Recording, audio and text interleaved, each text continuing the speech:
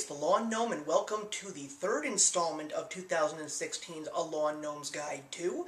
And of course today we're going to be going back into the world of undergraduate and graduate school. So today we're going to touch upon a very important matter, and that is balancing your school with your social life. Now let's put it this way. We all know that they say that college is the best 4 years of your life. They can be. But there is a very different way of saying exactly what the best years of your life are. Now, personally, I wasn't really a big partier. I didn't belong to any sports teams or fraternities or sororities. I did belong to a couple of organizations, but I really wasn't as active, and maybe it was because of the fact that I commuted to school. But that didn't stop me from still having an active social life. And when it comes to that social life, there needs to be a time for work and a time for play. And that is why, once again, we revert back to that calendar. Not only should your work life be enclosed in that calendar, but your social life should be there too. You should know that there needs to be some time to be blocked off for homework and a time for studying, as well as time to dedicate for the clubs and organizations. Because quite frankly, when you take a look at some of those clubs and organizations and you feel that they are really occupying your time, especially when it comes to rush week and orientation, inauguration, and hazing for all of those fraternities and sororities, you may be able to get into that, and you may be able to have a good college life with all of your new brothers and sisters, but during that beginning time, if you really feel that they are taking time away from your college academic studies, then maybe it's not the right thing for you. I'm not saying that it isn't, but I'm just saying that, college is a very serious time, even though it can also be a fun time, because at the end of the day, it's really going to be the stepping stone for the real world. Because believe it or not, going to college and even going to graduate school, there is a very important life lesson that you're learning, and it's time management. So along with accessing that calendar, and along with making sure that you are in the right place, here's how you utilize your calendar. Take a look at your day, and take a look at exactly what you need to do in terms of your workload.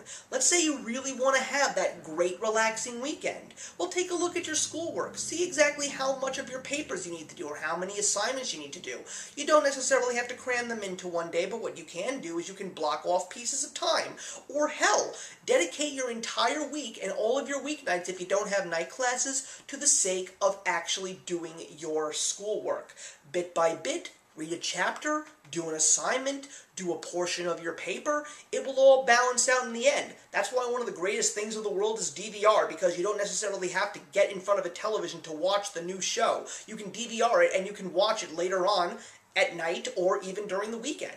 And then, of course, on the weekend, that is where a major decision has to be made. If you take a look at how much you have to do in terms of your work, and you are going to get together with your friends, but you suddenly realize, if I don't dedicate this time to my work, I'm not going to get it done. So tell your friends that you have to go and do your work. I'll have fun with you guys, but maybe a little less time for play and a little more time for work.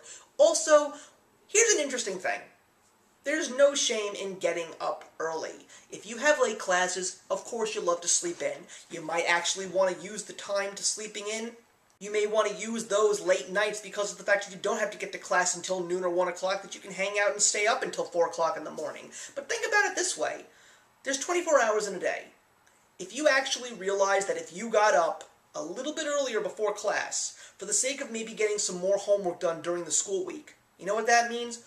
More time for play on the weekends. But then when it comes to studying, the schedule may have to change. And quite frankly, I learned the hard way. You need to really put your nose to the grindstone when it comes to studying. You gotta put your nose into those books and you've gotta study.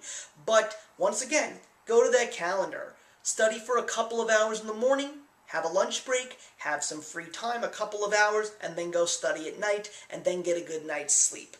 College is a very defining time in your lives, everybody. Use that time to your advantage, and use that time for the sake of understanding what are the best choices in life. Because if you don't go into that with a little bit of an adult in you, it's really going to shape what your future is going to hold in terms of your career and your work life, and of course, your family life in the future. And I know it's a brief one today, guys, but I'm really hoping that you took this one in stride. And the last episode that we're going to have in regards to a Lawn Gnome's Guide is, to me, probably the most important one. So for that, I will see you in the next one, and actions speak louder than words.